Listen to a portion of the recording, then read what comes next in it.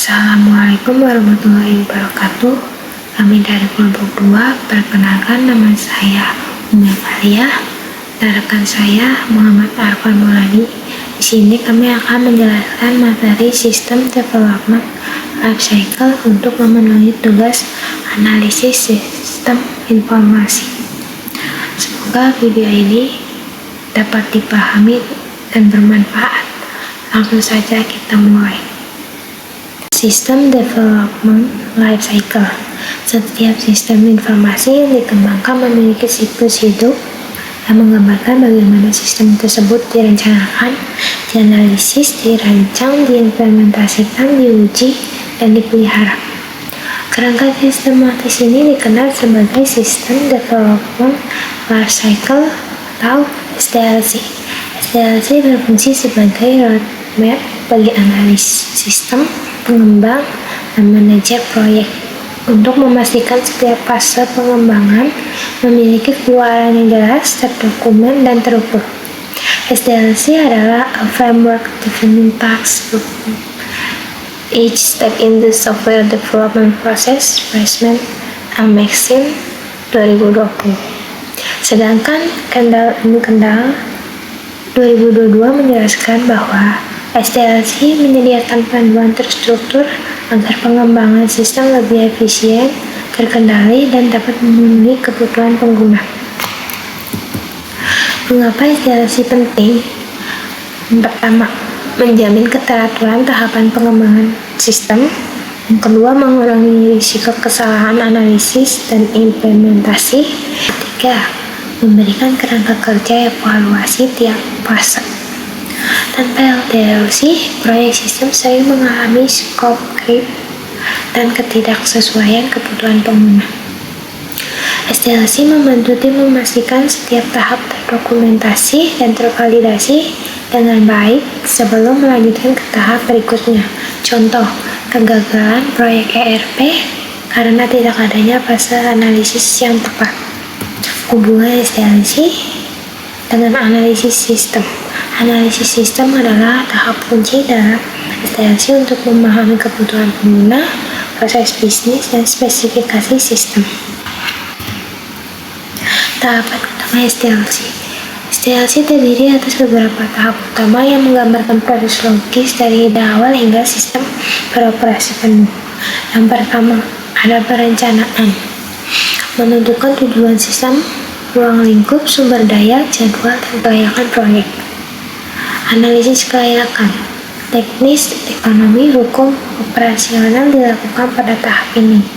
Yang kedua, analisis, mengumpulkan kebutuhan pengguna, memodelkan proses bisnis, serta mendefinisikan spesifikasi sistem. Produk utama, yaitu System Requirement Specification atau SRS. Tiga, perancangan, menghasilkan desain logis dan fisik sistem termasuk arsitektur database, antarmuka, serta aliran data. Yang keempat, implementasi, tahap pengkodean dan pembangunan sistem berdasarkan desain. Yang kelima, pengujian, melakukan validasi dan verifikasi sistem untuk memastikan sesuai dengan spesifikasi kebutuhan. Terakhir, pemeliharaan, perbaikan kesalahan, peningkatan fungsionalitas, dan adaptasi terhadap perubahan lingkungan. Summerfield 2016 menekankan bahwa tahapan-tahapan ini bersifat interaktif dan saling bergantung. Kegagalan di satu fase dapat berdampak terhadap seluruh sistem. Studi kasus ringkas SDLC. SDLC diterapkan pada pengembangan sistem informasi akademik di perguruan tinggi. Selanjutnya, model waterfall. Waterfall adalah pendekatan berurutan dan terstruktur. Oke, jadi model waterfall ini adalah model air terjun yang merupakan pendekatan klasik dalam pengembangan sistem yang menggambarkan proses pengembangan perangkat lunak itu secara linear dan berurutan. Jadi setiap tahap itu harus diselesaikan terlebih dahulu sebelum tahap berikutnya dimulai, seperti aliran yang mengalir dari satu tingkat ke tingkat bawahnya. Jadi model waterfall ini tuh yang dimana pengembangan sistem ini dikembangkan secara bertahap, jadi tidak melompat-lompat dan dilakukan dengan matang setiap tahapannya agar proses pengembangan perangkat lunak ini bisa dikerjakan dengan baik dan dikembangkan dengan baik gitu. Baik, selanjutnya adalah karakteristik model waterfall. Jadi model waterfall ini memiliki sejumlah karakteristik utama yang membedakannya dari pendekatan pengembangan sistem lainnya seperti agile atau spiral. Nah, karakteristik ini mencerminkan cara berpikir sekuensial yang dokumentatif yang menjadi ciri khas model tradisional dalam rekayasa perangkat lunak. Ciri paling mendasar dari model waterfall ini adalah alur kerja yang linear dan berurutan. Jadi setiap tahap atau fase itu harus diselesaikan sepenuhnya sebelum tahap berikutnya dimulai. Karakteristik model waterfall ini ciri-ciri utamanya juga tahapannya kaku dan berurutan, dokumentasi lengkap di setiap fasenya, dan kelebihannya itu adalah terencana dan mudah dikontrol karena karakteristik dari model waterfall ini seperti yang sudah dijelaskan sebelumnya memiliki karakteristik yang berurutan, kaku, jadi semua terukur dengan sangat baik, jadi terencana dan mudah dikontrol. Dan di sini adalah tahapan utama dalam model waterfall. Nah, secara umum model waterfall ini terdiri dari 5 hingga 7 tahapan utama dalam konteks pengembangan sistem informasi. Tahapan yang paling sering digunakan adalah sebagai berikut. Tahap pertama yaitu requirement analysis and definition. Jadi kegiatan utamanya itu untuk mengumpulkan dan mendokumentasikan kebutuhan sistem dari pengguna. Nah, jadi hasil outputnya itu dokumen sistem requirement specification yaitu SRS. Nah, yang kedua ada system and software design. Kegiatan utamanya itu adalah menentukan arsitektur sistem, rancangan database, antarmuka, dan komponen perangkat lunak. Nah, contoh outputnya itu dokumen desain dan diagram sistem seperti DFD, ERD, dan UML. Yang ketiga ada implementation unit testing. Kegiatan utamanya di sini adalah menulis kode program sesuai rancangan dan melakukan pengujian unit. Dan hasil outputnya adalah kode program dan laporan uji unit.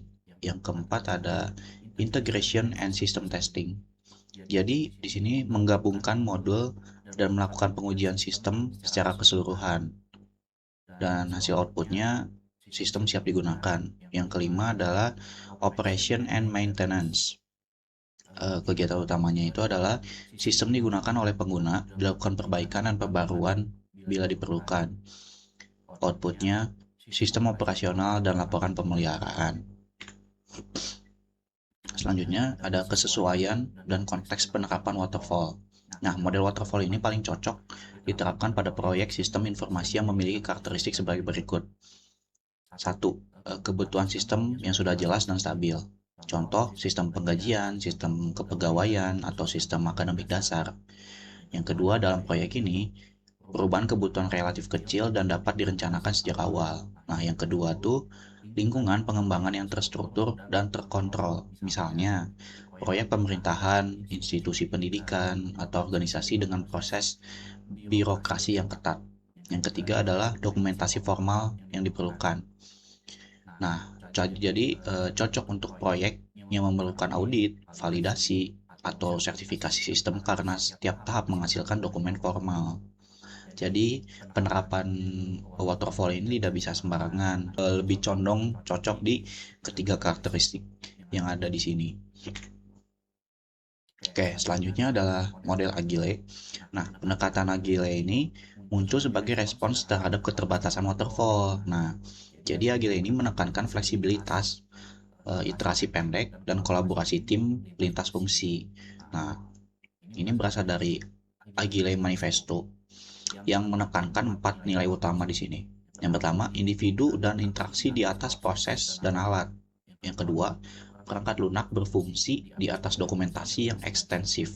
Yang ketiga, kolaborasi dengan pelanggan di atas negosiasi kontrak. Dan yang keempat, respons terhadap perubahan di atas mengikuti rencana.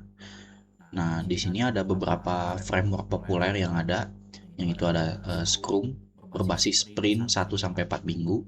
Yang kedua ada Kanban Ini fokus pada visualisasi alur kerja. Yang ketiga ada Extreme Programming atau XP. Ini fokus pada kualitas kode dan pengujian berkelanjutan. Oke, di sini ada kelebihan dan kekurangan dari model agile. Nah, kelebihannya adaptif terhadap perubahan kebutuhan karena lebih fleksibel. Nah, yang kedua ada waktu pengiriman juga lebih cepat dan umpan balik penggunanya juga cepat. Tapi di sini ada kekurangan yang dimana membutuhkan keterlibatan aktif pengguna, sulit dikontrol pada tim besar, dan dokumentasi sering minimalis gitu karena lebih mengutamakan fleksibilitas.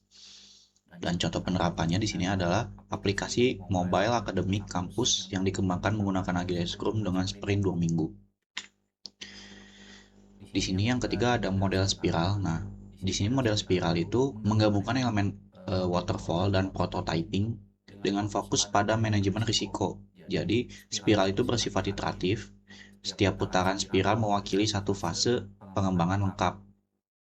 Di sini ada tahapan-tahapan spiral. Yang pertama ada perencanaan atau planning, analisis risiko atau risk analysis, rekayasa atau engineering, dan evaluasi. Nah, jadi setiap iterasi ini menghasilkan versi sistem yang semakin matang dan risiko baru diidentifikasi serta diminimalkan sebelum melanjutkan ke tahap berikutnya.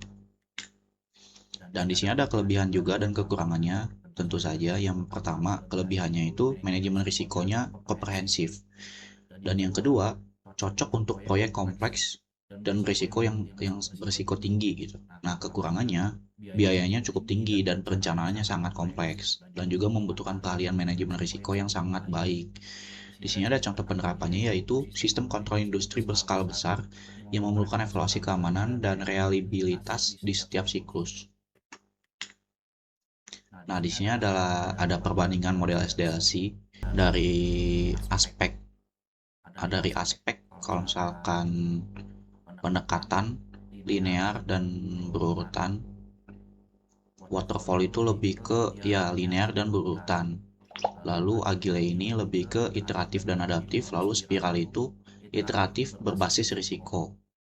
Nah, untuk fleksibilitasnya waterfall itu cukup rendah karena kita benar-benar harus mengikuti tahapannya itu sangat-sangat berurutan gitu, tidak bisa lompat-lompat dan sangat kaku gitu. Nah, untuk agile ini tinggi karena tadi lebih fleksibilitasnya. Lalu untuk spiral juga tinggi karena risiko tadi. Nah, untuk dokumentasi di waterfall ini sangat-sangat lengkap. Untuk di agile minimal dan untuk di spiral itu sedang lah. Nah, untuk risiko waterfall ini terdeteksi di akhir. Kalau agile itu diminimalkan dengan iterasi. Nah, kalau spiral dikelola dengan eksplisit. Nah, ini cocok untuk kalau waterfall cocok untuk yang proyek yang sudah stabil.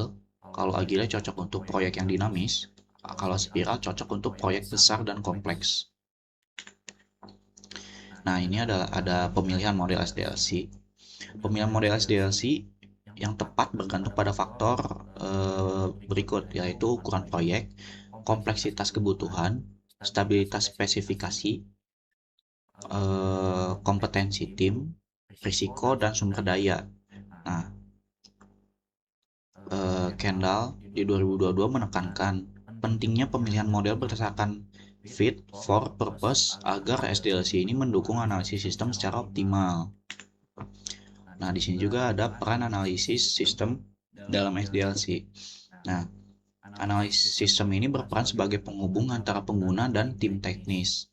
Jadi dalam setiap model SDLC, peran analisis sistem ini meliputi yang pertama ada mengidentifikasi kebutuhan pengguna, yang kedua itu menyusun dokumen spesifikasi kebutuhan atau SRS, yang ketiga menilai kelayakan sistem, yang keempat menyusun rancangan logis sistem, dan yang kelima itu menyediakan dukungan analisis perubahan selama implementasi. Pada model agile, analisis sistem juga berperan sebagai product owner assistant yang memfasilitasi backlog grooming dan sprint planning. Lalu ini ada summary.